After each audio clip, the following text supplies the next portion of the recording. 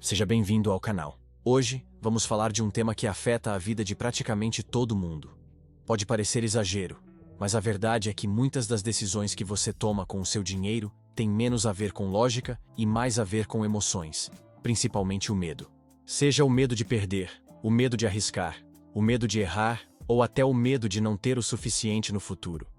Todos esses sentimentos influenciam diretamente como você lida com o dinheiro, como investe, como gasta e até como evita pensar nas suas finanças. Mas vamos começar do início. Por que o medo tem tanta força sobre nossas decisões financeiras? Desde os primórdios da humanidade, o medo foi um mecanismo de defesa essencial para a nossa sobrevivência.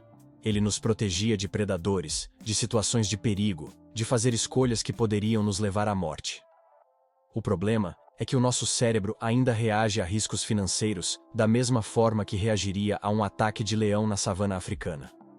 Quando você pensa em investir, por exemplo, e sente aquele frio na barriga, aquele receio de perder dinheiro, o que está acontecendo é o seu cérebro tentando te proteger de um perigo.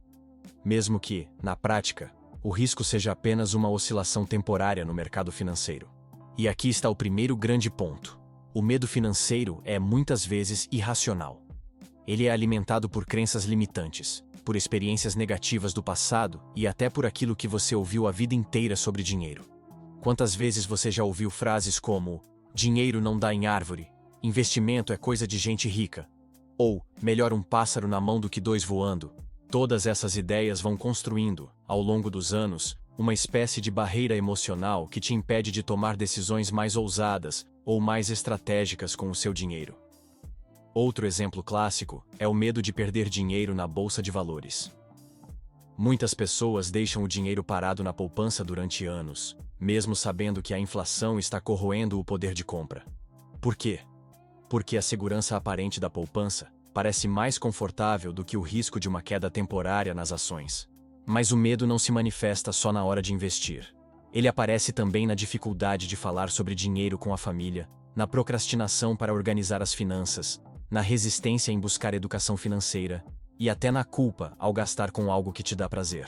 Agora, a pergunta que fica é: como identificar quando o medo está te controlando?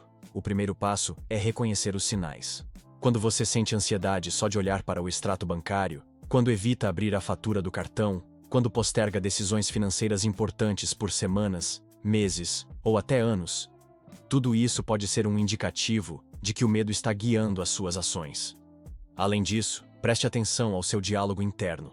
Se, ao pensar em mudar sua situação financeira, a primeira coisa que vem à sua mente são pensamentos como "eu não consigo", "isso não é para mim", ou "eu sempre fui ruim com dinheiro", pode ter certeza, o medo está no comando. E como vencer esse medo? A primeira estratégia é a educação financeira. Conhecimento gera confiança.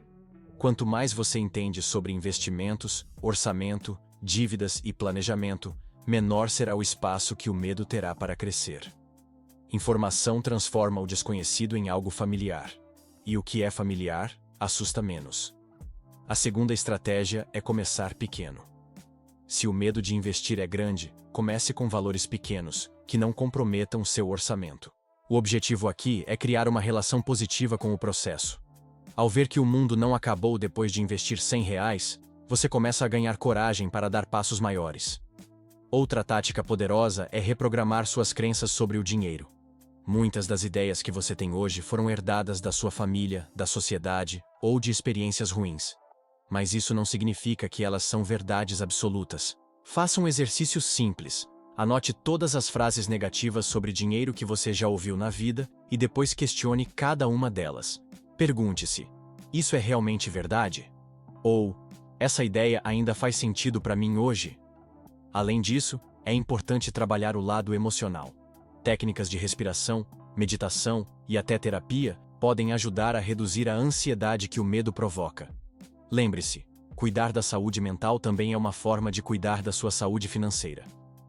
Outro ponto que vale destacar é o medo de errar. Muitas pessoas paralisam diante de decisões financeiras porque têm pavor de tomar a decisão errada. Mas a verdade é que o erro faz parte do processo de aprendizagem.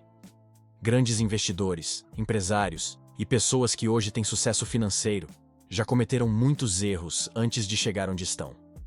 O que diferencia essas pessoas não é a ausência de erros, mas a capacidade de aprender com eles. Então, ao invés de fugir do risco, aprenda a gerenciá-lo. Diversifique seus investimentos, estude as opções, defina um plano de ação e siga em frente. Uma técnica interessante para lidar com o medo financeiro é o que os especialistas chamam de análise de pior cenário. Pergunte-se: qual é o pior que pode acontecer se eu fizer essa escolha? Muitas vezes, você vai perceber que o pior cenário não é tão assustador quanto parece na sua cabeça. Por exemplo, se você investir R$ 500 e perder 10%, estará falando de uma perda de R$ 50. Isso é realmente algo que vai arruinar sua vida? Provavelmente não.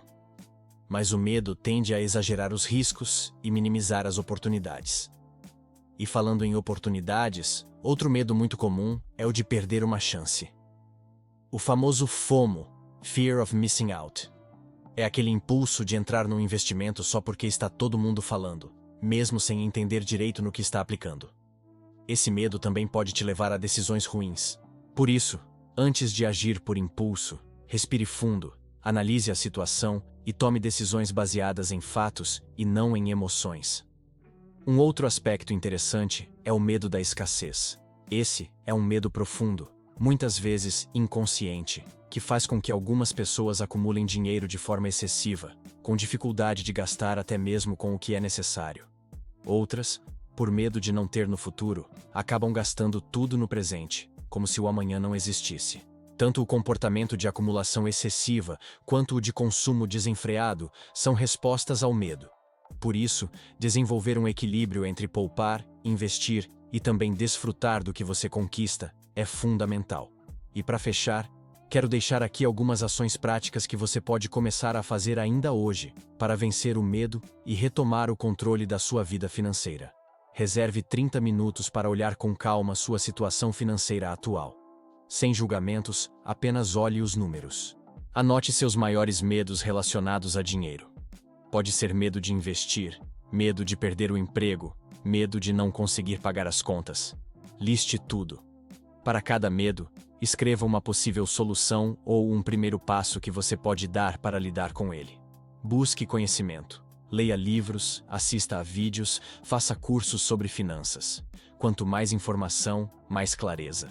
Se possível, converse com alguém de confiança sobre o assunto.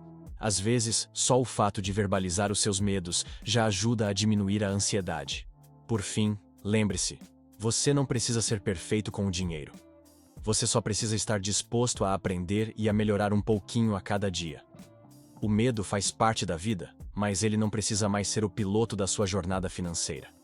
Quem deve estar no comando é você. Se esse conteúdo fez sentido para você, já deixa o like, compartilha com alguém que também precisa ouvir essa mensagem e se inscreve aqui no canal para não perder os próximos vídeos. A gente se vê no próximo vídeo. Até lá!